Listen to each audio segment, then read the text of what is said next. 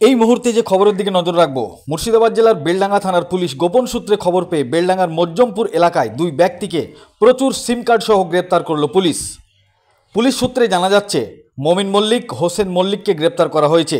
তাদের কাছ থেকে ভোডাফোন, বিএসএনএল, আইডিয়া, এয়ারটেল ও জিও কোম্পানির প্রায় 1183টি সিম কার্ড উদ্ধার করা হয়েছে।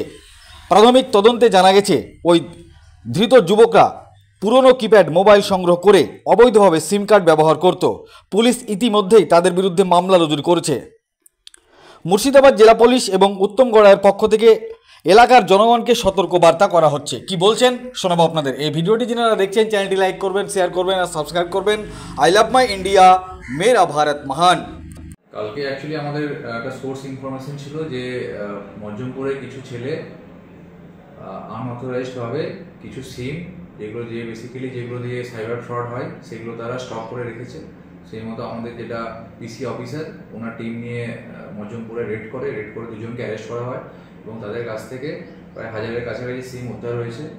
তার মধ্যে ভোডাফোনের সিম হচ্ছে 358টি, বিএসএনএল 473টি, আইডিয়া 22টি, এয়ারটেল 262টি, জিও 68টি।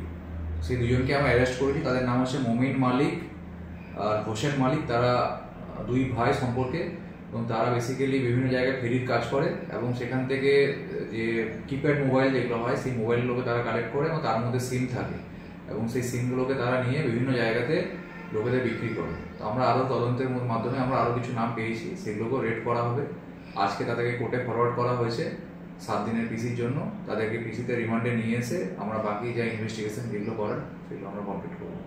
হ্যাঁ, এটা বেসিক্যালি বিভিন্ন যে সাইবার ফ্রড হয়, যে চিটিং কেসগুলো হয়, এগুলো লার্জার কনস্পিরেসি আছে। আমরা চেষ্টা করছি তদন্তের মাধ্যমে যে এর মধ্যে কারা কারা ইনভলভ আছে বা এই সিমগুলো কোন কোন অসামাজিক কাজে ব্যবহার হয় সেগুলো খুঁজে বার করা এবং তাদেরকে তদন্তের আওতায় নিয়ে এসে যথাযথ শাস্তির ব্যবস্থা করা।